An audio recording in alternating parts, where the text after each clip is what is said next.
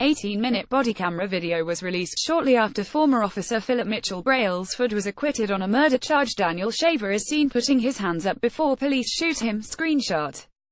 Footage has emerged of the moment an Arizona police officer shot dead an unarmed man as he crawled towards officers with his hands up, sobbing, "Please do not shoot me."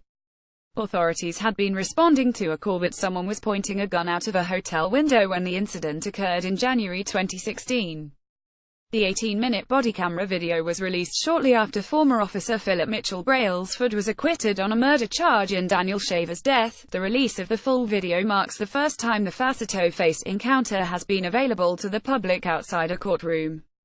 It was played at the beginning of Mr. Brailsford's trial in late October. The footage, taken from Mr. Brailsford's point of view, shows the shooting and the tense moments leading up to it. Officers ordered Mr. Shaver, from Granbury, Texas, to lie down face first in the hallway and not make any sudden movements or risk being shot. At one point, Mr. Shaver puts his hands behind his back, hands up in the air.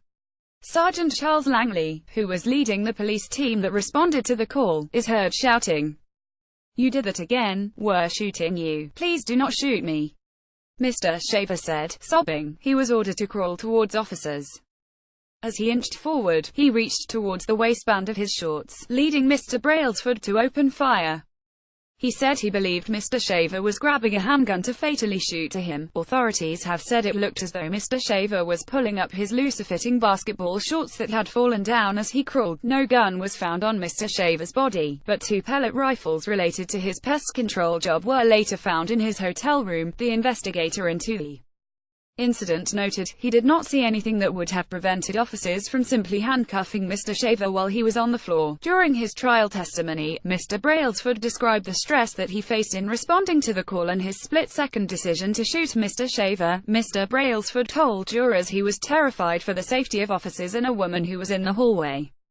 He also said he felt incredibly sad for Mr. Shaver. While the acquittal clears Mr. Brailsford of criminal liability, Mr. Shaver's widow, Lainey Sweet, and his parents have filed wrongful death lawsuits against the suburban Phoenix city of Mesa. Mr. Brailsford served as a Mesa officer for 2 years before he was fired for violating department policy. Additional reporting by agencies. More about Daniel Shaver. Police reuse content. We use cookies to enhance your visit to our site and to bring you advertisements that might interest you.